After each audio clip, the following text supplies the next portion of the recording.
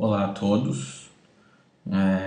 Nós continuaremos agora o projeto da agenda, visto na aula da sexta-feira. Só para lembrar, iremos criar aqui o banco de dados na minha máquina. Eu guardei o arquivo SQL no pacote modelo.sql. Então vocês podem ver aqui a tabela usuários, com uma chave primária, o nome usuário e a senha. É coisa bem simples. E os contatos que cada usuário vai ter. Então ele tem o código do usuário, o nome, e-mail, endereço e o tipo. E tem a chave estrangeira aqui, né? A gente faz a chave estrangeira a partir do campo código usuário, que faz referência à tabela usuários código, que é a chave primária dos usuários. Vamos escolher aqui o meu esquema padrão da conexão, que é agenda, que eu já criei previamente aqui na máquina, e vamos rodar o SQL. Ele rodou, a gente pode ver aqui que não deu nenhum erro. Se a gente for lá em serviços, em tabelas, né, já previamente escolhido a conexão agenda e demos atualizar, a gente vai ver os contatos e os usuários. As duas tabelas não têm dados nenhum. Bom, o que a gente fez a aula passada? A gente criou o index JSP, que era uma interface para receber o usuário, né?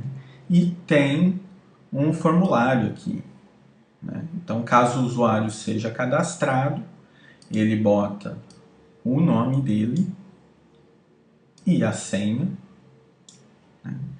E envia isso, chamando área usuário, que vai validar o usuário ou não. Caso contrário, a gente tem um outro link que é de cadastro ao usuário. A gente vai ver como funciona, recordar como funciona isso. Então vamos ver o cadastro de usuário, como funciona. Aqui é só um link, vocês veem aqui a href, por aí vai, e a gente vai para o arquivo cadUsuário, que é o que faz o cadastro do usuário. Aqui no cadastro do usuário a gente pode ver algumas coisas interessantes. A tag lib, para usar o JSTL, o core dele, então essa parte é importante. A gente vê os dois JSP, tags JSP, o que faz uso do bin que a gente criou, modelo usuário. Esse a gente já vai ver agora. Esse bin modelo usuário está aqui em código fontes, em pacotes de código fonte, modelo.bins. Então a gente vê aqui o usuário. A gente dá um duplo clique, ele apareceu. Então percebe que ele tem o código, o nome e usuário, senha e a confirmação da senha, que é exatamente o que a gente tem aqui no nosso form, tá? A gente tem um nome de usuário aqui, o input para ele, que tem o mesmo nome usuário aqui é o mesmo nome daqui, lembrando que para setar as propriedades é necessário que tenha o mesmo nome, a senha e a confirmação de senha. Bom, obviamente não vai ter o código, né, do usuário, porque isso virá do banco de dados, não vai ser fornecido pelo usuário. E a gente tem aqui o setProperty. No usuário a gente seta todas as propriedades do formulário. Perceba que quando o usuário clica em Submit, ele chama o próprio cadUsuário. Enfim, depois dessa tabela temos o nosso JSTL, que começa com if, que testa se o parâmetro, ou seja, a gente usa a variável, o vetor já existente, param, né? E a gente chama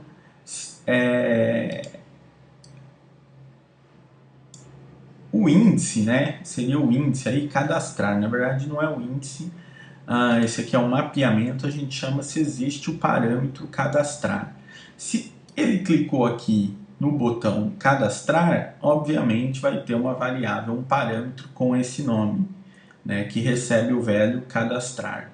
Caso contrário, ele não clicou, vai ser a primeira vez que o formulário vai ser exibido, ele não executa esse if aqui, que é de inserir o usuário. A segunda coisa, a gente seta uma variável chamada INS, né, uma redução aí de insere, e chama, e o valor dela vai ser o retorno da propriedade, da chamada de função insere do bin usuário. Tá? Então, o bin usuário possui um insere aqui, que é o que eu chamo, né? Aqui ele tem os gets e os sets dele que ele deve ter. Né? Você vê que ele tem outra propriedade aqui, logado, a gente vai ver mais para frente para que serve. Né? Mas ele tem os gets e os sets, e ele tem aqui os métodos de SGBD, que esses métodos servem para fazer o mapeamento objeto relacional. Então a gente tem o primeiro método aqui, insere. Ele cria um objeto C do tipo conexão, a gente já vai ver conexão agora, eu criei um pacote chamado conexão aqui, não foi muito adequado, mas serve para os nossos propósitos, né, que aqui ele realiza uma conexão com o banco de dados. Então percebe que ele cria conexão com, né, como atributo. Temos também o construtor padrão e o método que retorna a conexão.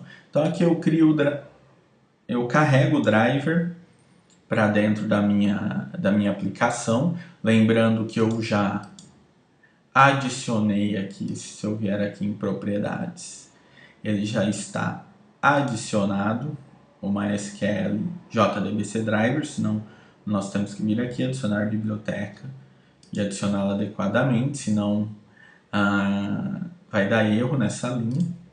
E após isso eu chamo o driver manager e invoco uma conexão passando endereço JDBC, MySQL, localhost, a porta atendida pelo MySQL, o nome da minha base de dados, seguido dos parâmetros user, que é root, e password, que está em branco, e ele retorna essa conexão. Aqui seria mais fácil criar uma classe estática que sempre retornava a conexão. Mas como a gente ainda não abordou essa prática, a gente vai trabalhar a priori desse jeito mesmo. Fechando aqui, eu vou voltar aqui para insere e a gente vê o que tem dentro desse try catch. Bom, esse try catch ele faz o seguinte: primeiro ele verifica se a senha confere com o conf senha, ou seja, se o usuário digitou esses dois campos de maneira adequada, tá? Se não está igual, ele retorna um erro senha. A segunda coisa que ele faz é chamar um valida nome usuário, tá? Esse valida nome usuário, ele é feito para verificar se o nome do usuário já existe. Então, o valida nome usuário está aqui, né? Mais uma vez, perceba que eu crio uma conexão para ele aqui nova. Não é uma boa prática, a gente vai ver como remover isso de uma maneira muito simples. Chamo o get connection, pego a conexão, crio um statement e pergunto, faço um carry, né, um select de usuários, onde o nome do usuário é igual ao nome usuário que o cara que está querendo cadastrar, né, vai digitar aqui e que por consequência está nesse